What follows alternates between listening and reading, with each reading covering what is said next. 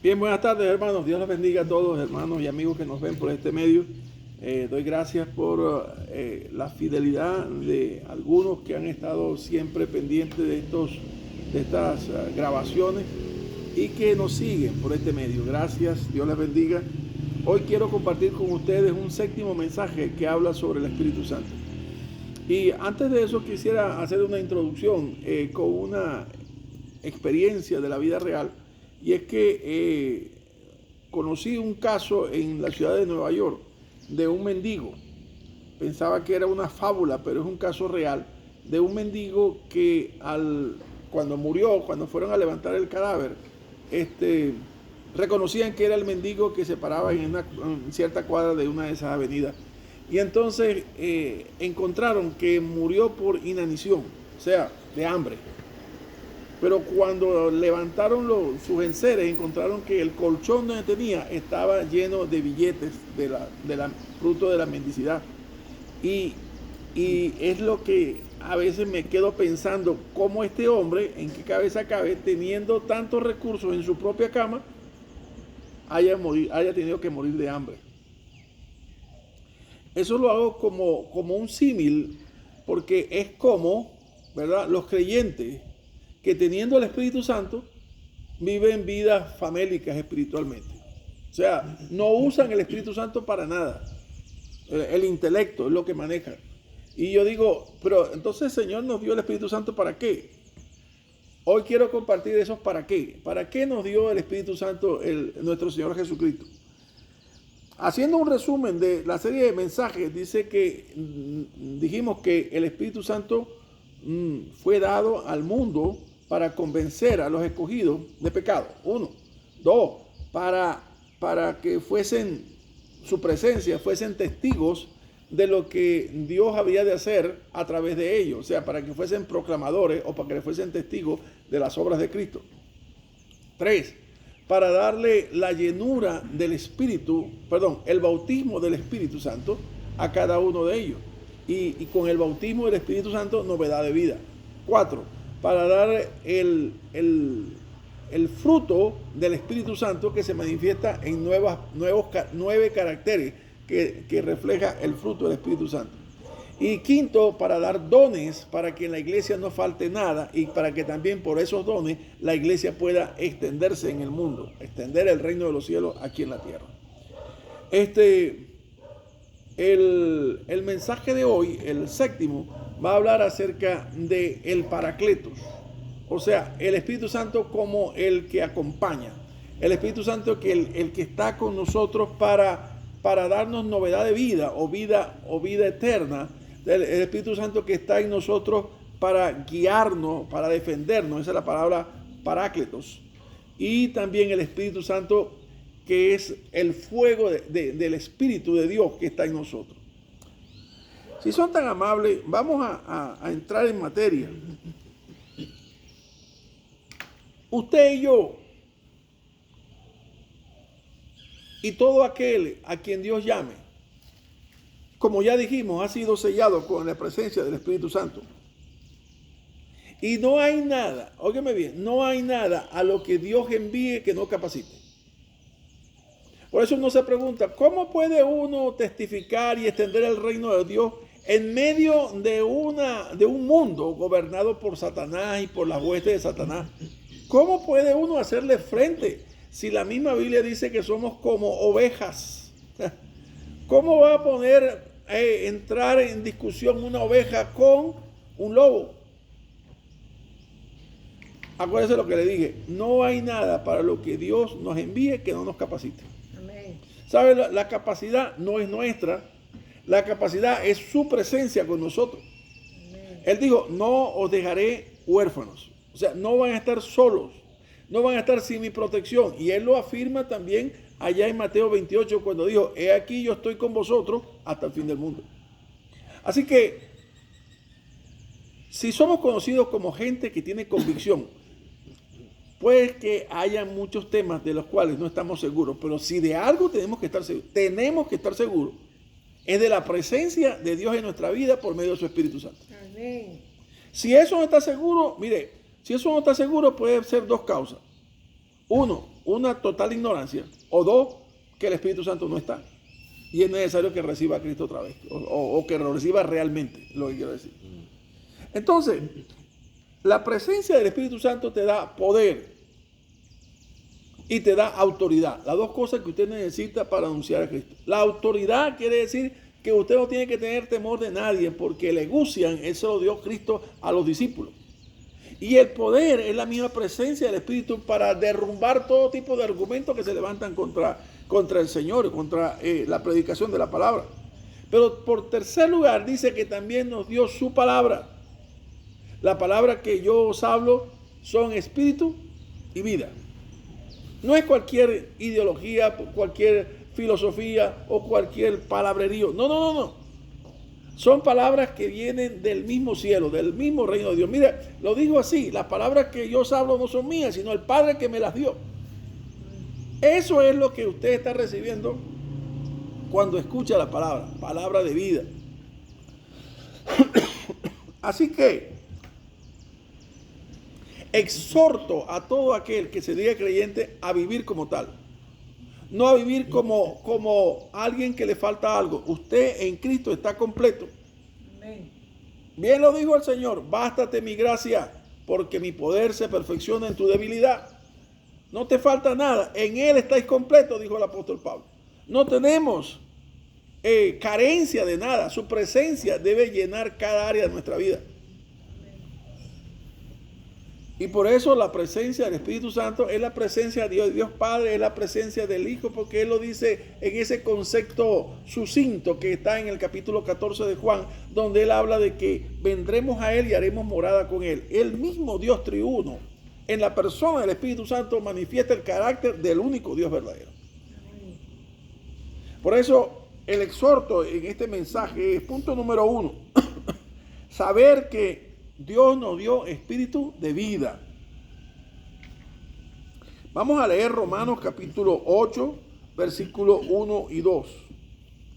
Viviendo en el espíritu.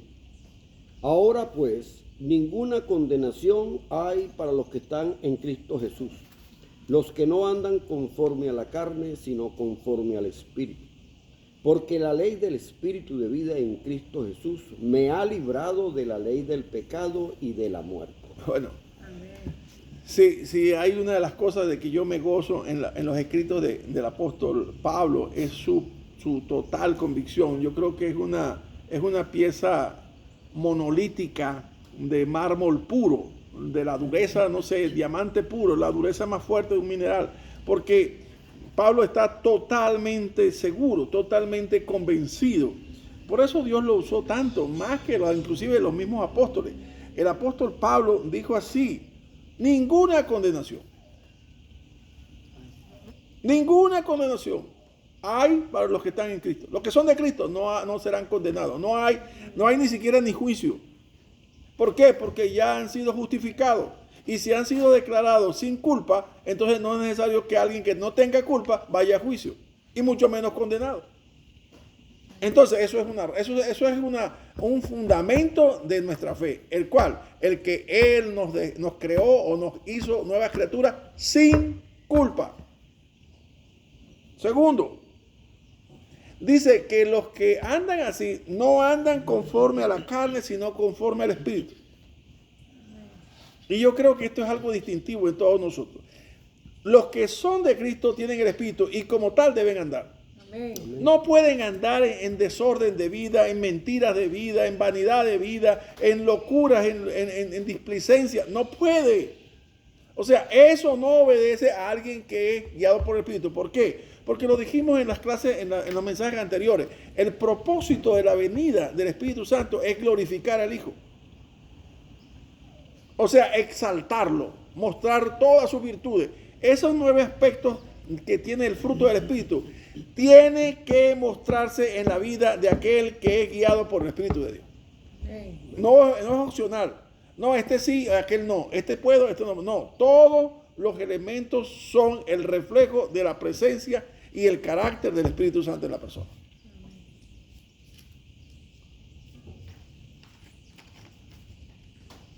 Y hay una última verdad aquí en este pasaje. Dice, nos ha librado de la ley del pecado y de la muerte. Y otra vez volvemos a conjugar el pretérito compuesto pasivo indicativo. No sé, eso es una cantidad de cosas que dicen ahí. Pero ¿qué es lo que bello que tiene esto? Que nos libró y nos sigue librando. Amén. ¿Ve?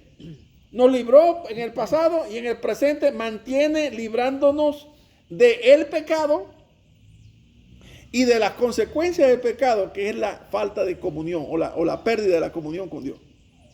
Y en consecuencia de la muerte segunda o del juicio final. Dice, esa obra de Cristo es perfecta. Y eso es lo que yo levanto como exhortación. Que ya no andemos nosotros como los que no tienen esperanza. Dice el apóstol Pablo, no podemos andar así. Si tenemos esta verdad tan preciosa, tan, como dice el salmista, acrisolada es tu palabra. O sea, brillante, perfecta, única, eterna.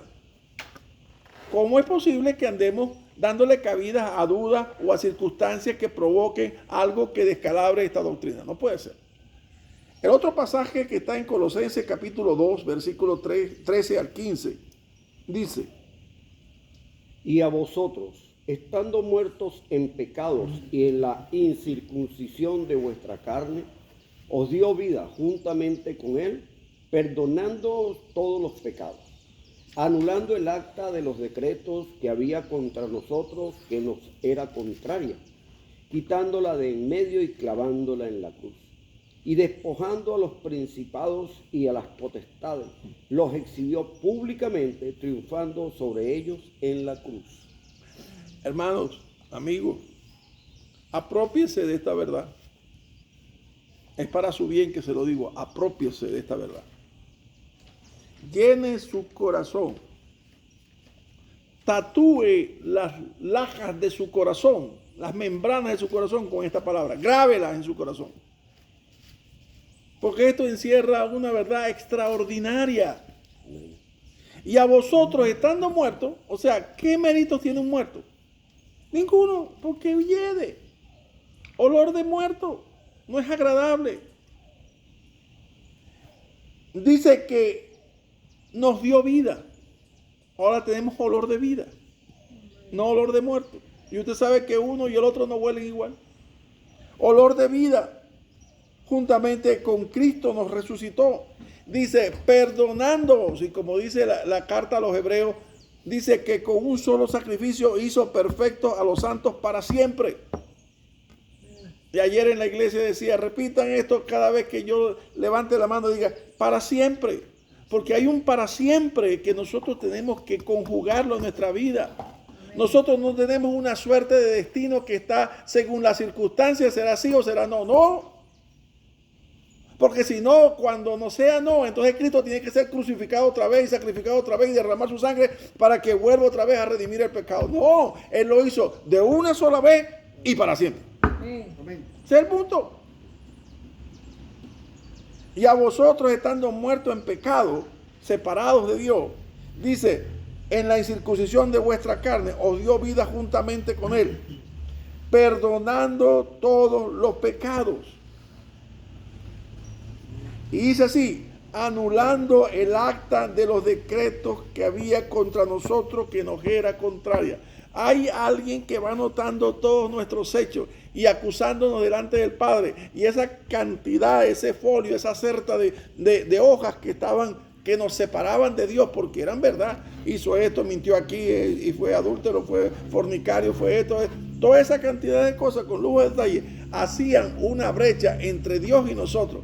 ¿Y qué hizo Cristo con su obra redentora? Las quitó de en medio y las clavó en la cruz y las manchó con su sangre para que todo lo que estaba ahí quedara absolutamente borrado. Amén. ¿No le parece eso maravilloso? A mí me parece maravilloso.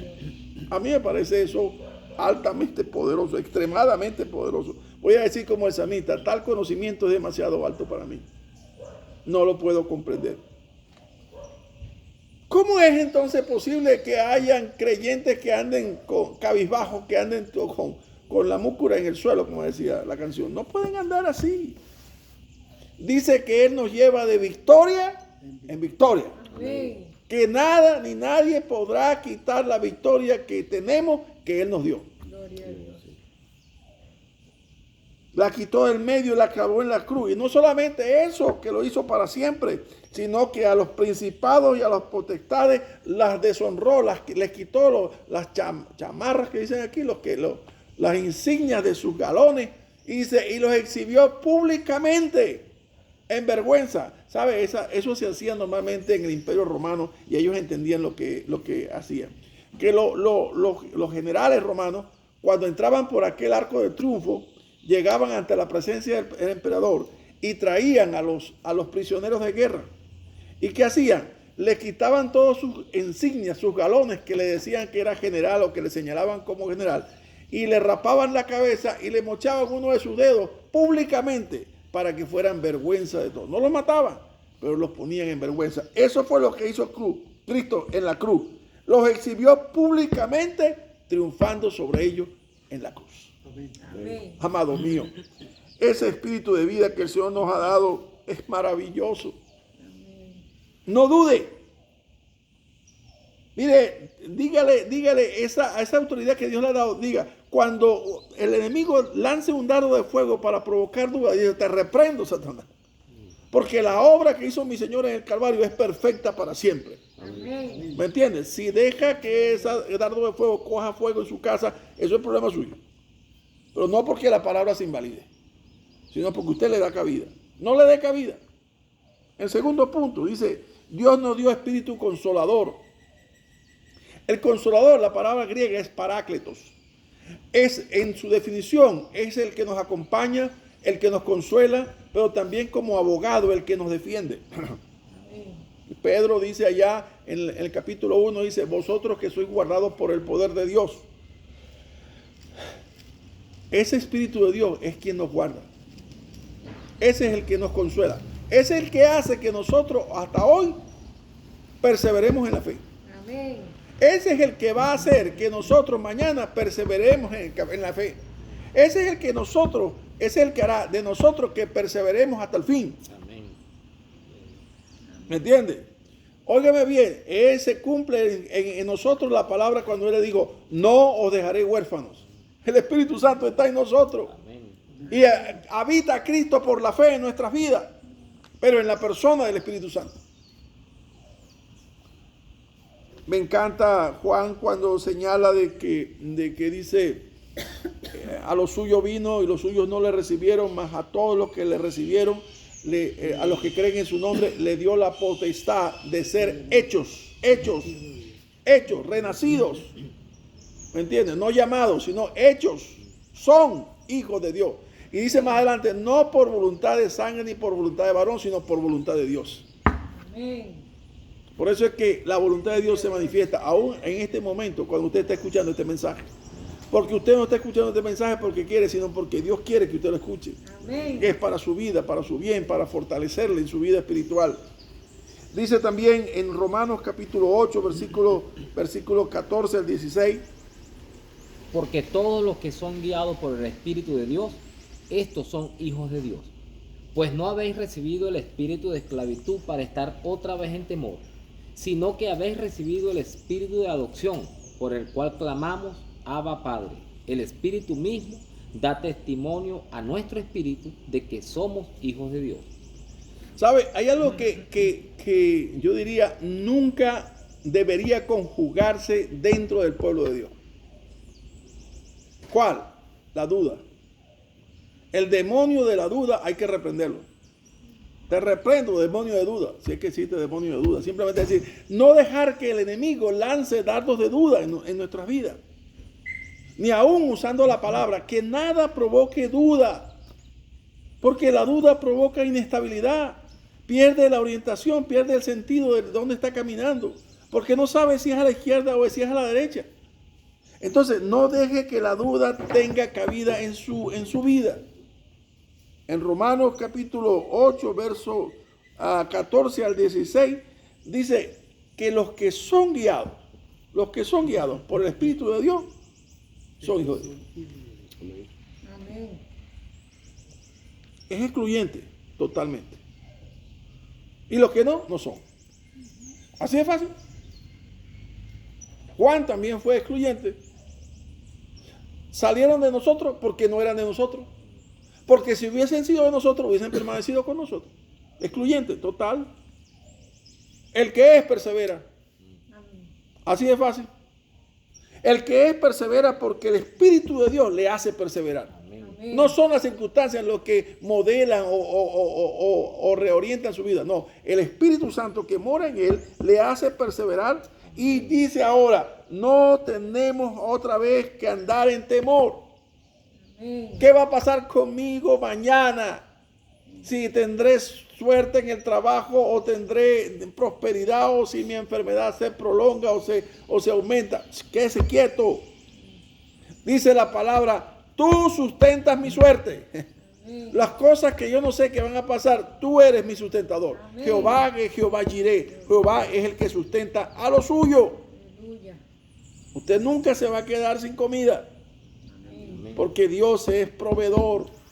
Dios siempre va a proveer para su despensa, sea mucho o sea poco. Y ese mismo espíritu que mora en nosotros nos hace exclamar ahora esa palabra aramea que significa Abba. Abba, papá. Usted puede gemir, usted puede llorar, usted puede pasar por una circunstancia que no domina, que siente que sus piernas le caen, pero acuérdese, Isaías 40:29 dice que Él da fuerza al que no tiene ninguna. ¿Me entiende? Él sustenta a los débiles. Los jóvenes flaquean y caen, pero los que esperan en Jehová tendrán nueva fuerza. Amén. Correrán y no se cansarán, caminarán y no se darán. Aleluya. Porque es Dios quien sustenta sus pasos, sus piernas. Finalmente el apóstol Pablo le da un consejo a Timoteo, sí. Vamos a leerlo. Segunda de Timoteo capítulo 1, versículos 6 y 7. Por lo cual te aconsejo que avives el fuego del don de Dios que está en ti por la imposición de mis manos. Porque no nos ha dado Dios espíritu de cobardía, sino de poder, de amor y de dominio propio. Amén. Poder, aviva, sopla, ¿me entiendes? Sopla, aviva el fuego del don de Dios, ese don de Dios que es el Espíritu Santo, el mayor don, el don de la vida, el don de su presencia, el regalo gratuito de parte de Dios. Dice, avívalo. Si te sientes en un down, te sientes que te golpearon, aviva el don del Espíritu que recibiste. Amén. Acuérdate que no nos ha dado Dios espíritu de cobardía, sino de ¿qué? De poder, de amor y dominio propio. Amén. Si tu sistema nervioso se altera, dice dominio propio, templanza. ¿Me entiende? Usted es fuerte. Diga el débil, fuerte soy, fuerte soy. ¿Me entiende? ¿Por qué? Porque estamos en Él. Dios le bendiga, hermanos, donde quiera que esté, y amigo que ha tenido el tiempo para escuchar este mensaje. Ojalá sea de edificación para su vida.